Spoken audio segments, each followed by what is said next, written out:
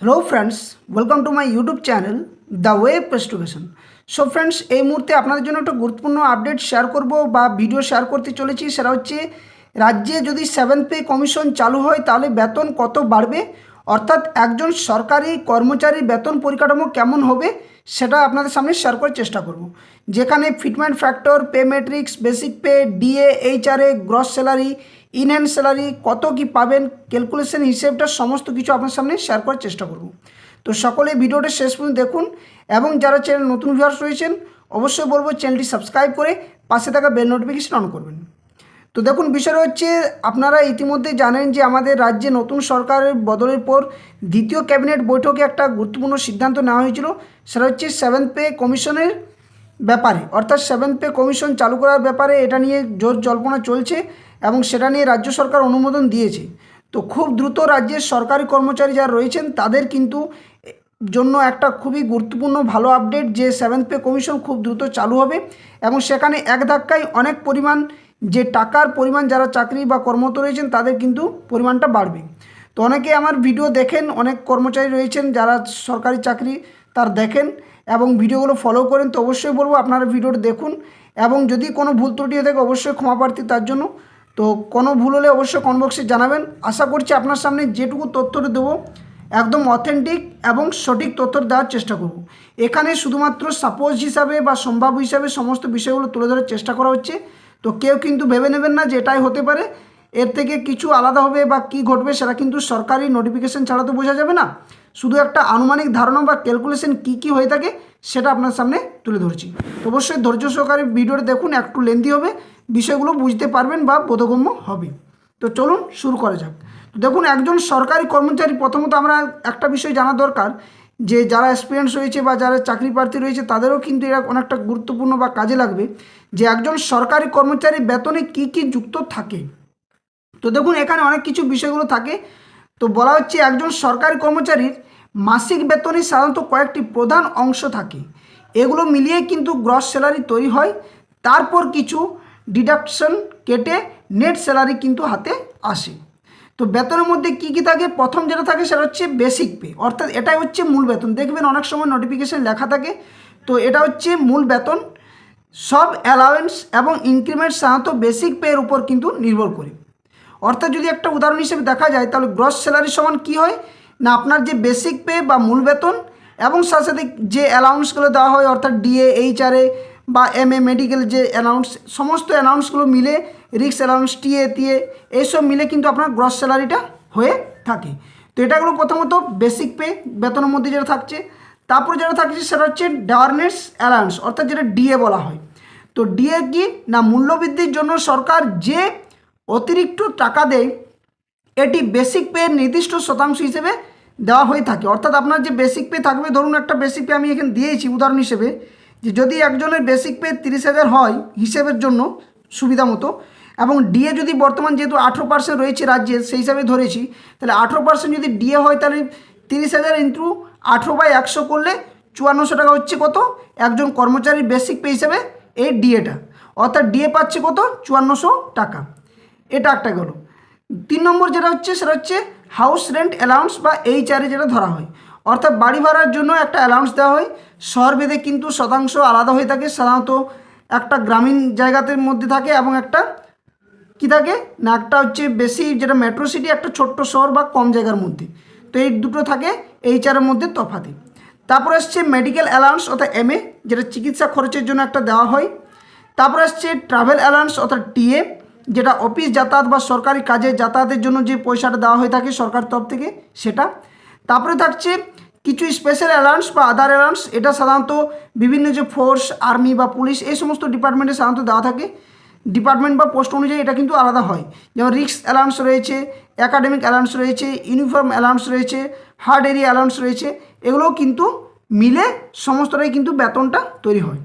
তো স্যালারি স্ট্রাকচারটা কেমন হচ্ছে তাহলে না, ধরুন একজন কর্মচারী যদি বেসিক পে যদি 35,000 এবং ডিএ যদি 6,300 হয়, এইচআরএ যদি 4,200, এমএ অর্থাৎ মেডিকেল অ্যালাউন্স 500, তাহলে সমস্তটা মিলে কি দাঁড়াচ্ছে গ্রস স্যালারিটা, এটা হচ্ছে গ্রস স্যালারি। তারপরে দাঁড়াবে এইগুলো যোগ করলে যেটা পাওয়া যাচ্ছে, অর্থাৎ 35,000, 6,300 প্লাস 4,200 প্লাস 500, এই সমস্ত মিলে 46,000টা হচ্ছে আপনার গ্রস স্যালারি।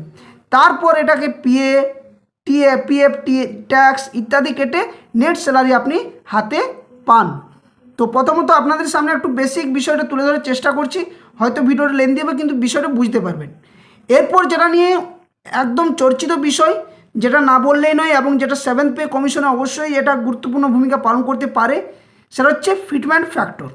তো ফিটমেন্ট ফ্যাক্টরটা একটু আমরা জেনে নিই কী বটে না। ফিটমেন্ট ফ্যাক্টরটা হলো এমন একটি মাল্টিপ্লার বা গুণ করার সংখ্যা যার মাধ্যমে পুরনো বেসিক পে, অর্থাৎ পুরনো আপনার যে বেসিক পে থেকে নতুন বেসিক পে নির্ধারণ করা হয় পে কমিশনের মধ্যে।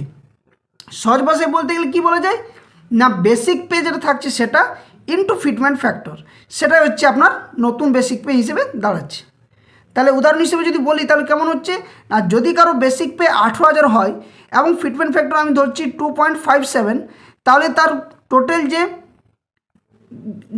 স্যালারিটা দাঁড়াচ্ছে সেটা কত না, রিভাইজ যেটা বেসিক পে দাঁড়াচ্ছে সেটা হচ্ছে 18,000 ইন্টু 2.57 করলে 46,260 টাকা। এটা হচ্ছে আপনার পে ম্যাট্রিক্স নিয়ারেস্ট সেলে ফিক্স করা হয়ে থাকে। এটা আপনি আপনার রিভাইজড বেসিক পে হিসেবে পাচ্ছেন ফিটমেন্ট ফ্যাক্টর হিসেবে। তাহলে কেন এই ফিটমেন্ট ফ্যাক্টরটি ব্যবহার করে এটা তো একটু জানা দরকার। তো দেখুন, সরকার যখন একটা পে কমিশন আনে তখন পুরনো পে স্কেল বদলানো হয়, নতুন পে ম্যাট্রিক্স হয়, সবার স্যালারি একসাথে রিভাইজ করতে হয় এবং সাথে সাথে কি না এই রিভিশন সহজ করার জন্য এই ফিটমেন্ট ফ্যাক্টরটি তখন ব্যবহার করা হয়ে থাকে। এবং এই সমস্ত বিষয়গুলো আলোচনা করছি এই কারণে, নতুন 7th পে কমিশন চালু হওয়ার আগে যদি আপনারা এই বিষয়টি দেখেন তাহলে আপনাদের বেতন সংক্রান্ত যখন বেতনটা পান তাহলে একটা যে সমস্যা তৈরি হয় হিসেব সংক্রান্ত, সেটার সমস্যা আশা করছি হবে না এই ভিডিওটা দেখার পর। এবার আসছে ফিটমেন্ট ফ্যাক্টরের মধ্যে কি কি ধরা থাকে। তো দেখুন, ফিটমেন্ট ফ্যাক্টরের মধ্যে ধরা থাকে বেসিক পে যেটা বৃদ্ধি, সেটা বেসিক পে বৃদ্ধি, এখানে কিছু ডিএ মার্চ থাকে, মিনিমাম স্যালারি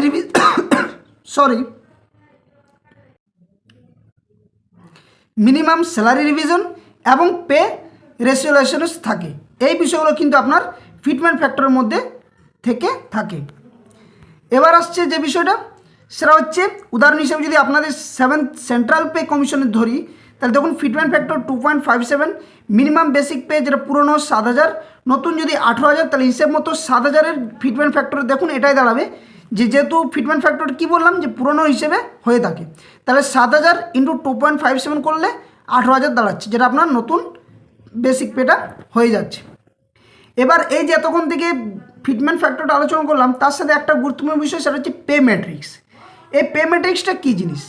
তো দেখুন, পে ম্যাট্রিক্স হলো সরকারি কর্মচারীদের নতুন বেতন কাঠামোর একটি টেবিল বা স্যালারি চার্ট, যেখানে বিভিন্ন লেভেল অর্থাৎ লেভেল 1 লেভেল 2 যেগুলো থাকে না সেই হিসাবে থাকে এবং বেসিক পে নির্ধারিত থাকে।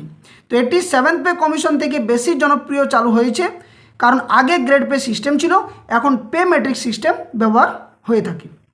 তো পে ম্যাট্রিক্স কীভাবে কাজ করে না, প্রতিটি কর্মচারী থাকে কি না একটি পে লেভেল থাকছে, সেই লেভেলের মধ্যে একটি বেসিক পে সেল থাকছে এবং প্রতি বছর যে ইনক্রিমেন্ট, সেই ইনক্রিমেন্ট হলে পরের সেলে সেটা যুক্ত হয়ে যায়। তো এই বিষয়গুলো থাকছে। তো দেখুন এখানে একটু সহজভাবে বোঝাচ্ছি যে ধরুন একজন কর্মচারী 6 লেভেলের রয়েছেন, তাহলে তার পে ম্যাট্রিক্স এমন হতে পারে যে 6 লেভেলের জন্য তার এন্ট্রি হচ্ছে যখন চাকরিতে নিয়োগ হচ্ছেন তখন 35,400, নেক্সট হয়ে যাচ্ছে 36,500, তারপরে নেক্সট 37,600, তারপরে নেক্সট 38,700, এইভাবে আপনার যে একটা ইনক্রিমেন্ট বেসিকে বাড়তে থাকে। ঠিক আছে, নেক্সট তারপরে যেটা বিষয়টা সেটা হচ্ছে পে ম্যাট্রিক্স কীভাবে নির্ধারিত হয়। তো দেখুন, পুরনো যে বেসিক পের উপর ফিটমেন্ট ফ্যাক্টর প্রয়োগ করা হয় এবং এই পে ম্যাট্রিক্সটা নির্ধারিত হয়।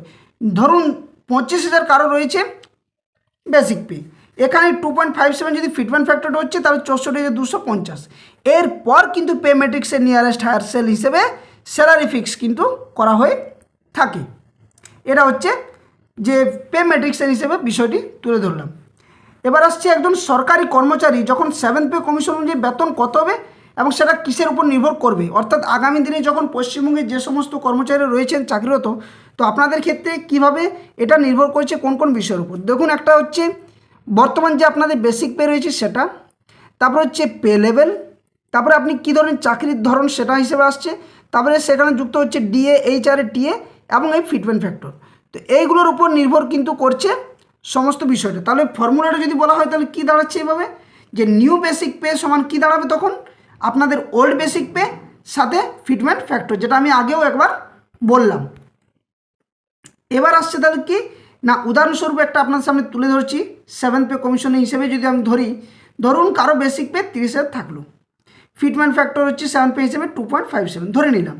তাহলে এটা দাঁড়াচ্ছে কি না 30,000 যেটা বললাম আগে এবং 2.57, তাহলে দাঁড়াচ্ছে কত 77,100 টাকা। এটা আপনার নতুন বেসিক পে দাঁড়াবে যখন আপনার 7 পে কমিশন চালু হবে এই ফিটমেন্ট ফ্যাক্টরের বেসিসে। কিন্তু এটা কিন্তু এই ফিটমেন্ট ফ্যাক্টরের বেসিসে। এরপর কিন্তু তারপর যে অ্যালাউন্সগুলো সেগুলো যোগ হচ্ছে। ধরুন ডিএ পাচ্ছেন 18%, এইচআরে পাচ্ছেন 12%, মেডিকেল অ্যালাউন্স পাচ্ছেন 500 টাকা, এইভাবে কিন্তু সমস্তগুলো যোগ হচ্ছে।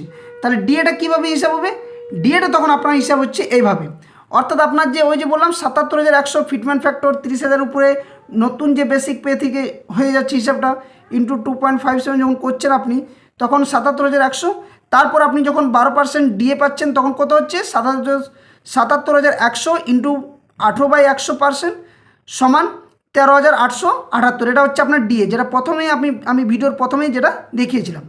এর সাথে আবার এইচআরে 12% যদি করা হয় তাহলে সেই বেসিক পের উপরে হচ্ছে কোনটা না 2.57-এর যে বেসিক পে হিসাবে কত 30,000-এর উপরে ফিটমেন্ট ফ্যাক্টর 2.57-এ 77,100-র মধ্যে 12% যদি এইচআরে ধরা হয় তাহলে হচ্ছে 9,252 টাকা।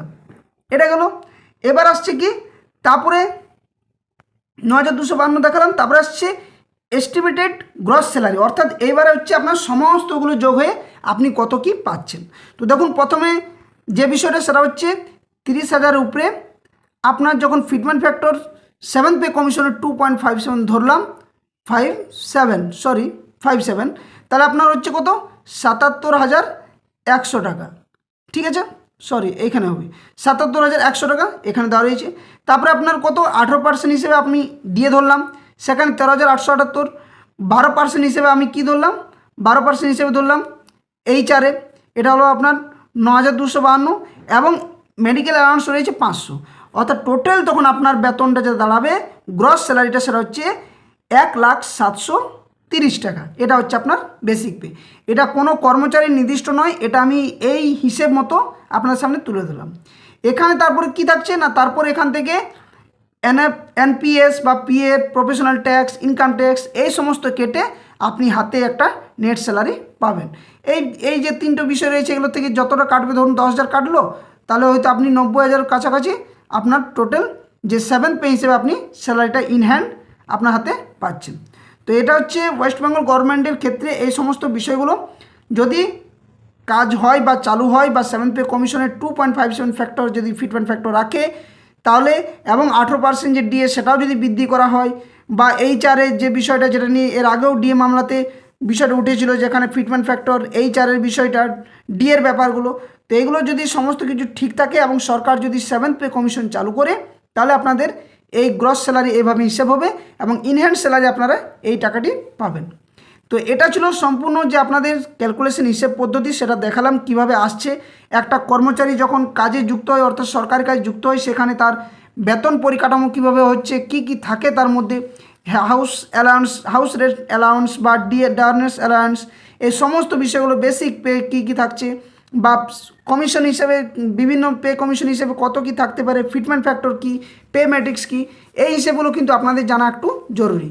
তো ভিডিওটি যদি ভালো লেগে থাকে এই ধরনের আপডেট পাওয়ার জন্য অবশ্যই চ্যানেলটি সাবস্ক্রাইব করবেন আর পাশে থাকা বেল নোটিফিকেশন করবেন। আপনাদের সামনে যথাসময় এই ধরনের গুরুত্বপূর্ণ update, news, case update, notification সংবাদ তথ্য যথাসময় আপনার সামনে শেয়ার করা হয়ে থাকবে। আর যারা চ্যানেলে নতুন ভিউয়ার রয়েছেন সাবস্ক্রাইব অবশ্যই করবেন। আর ভিডিও ডেসক্রিপশন বক্সে দেওয়া অফিসিয়াল টেলিগ্রাম চ্যানেল লিঙ্ক এবং অফিসিয়াল ফেসবুক পেজে লিঙ্ক দেওয়া রয়েছে, সেখানে অবশ্যই আপনারা যুক্ত হয়ে যাবেন। ওখান থেকে যে কোনো এই যে কেস আপডেট বা নিউজ বা এই যে সমস্ত আপডেটগুলো দেওয়া হচ্ছে তার সমস্ত তথ্য আপনারা ওখানে পেয়ে যাবেন। তো অবশ্যই সেখানে সকলে যুক্ত হবেন আর ভিডিওটি লাইক করতে কেউ কিন্তু ভুলবেন না। তো আবার কোনো একটা ভিডিও নিয়ে আপনার সামনে হাজির হবো, ততক্ষণের জন্য ধন্যবাদ। জয় হিন্দ, সকলে সুস্থ থাকুন, ভালো থাকুন। আর কমেন্ট বক্সে জানাবেন যদি কোনো প্রবলেম থাকে বা অসুবিধা থাকে, আর যদি কোনো ভুল ত্রুটি হয়ে থাকে তো অবশ্যই ক্ষমা করে দেবেন। ধন্যবাদ, জয় হিন্দ।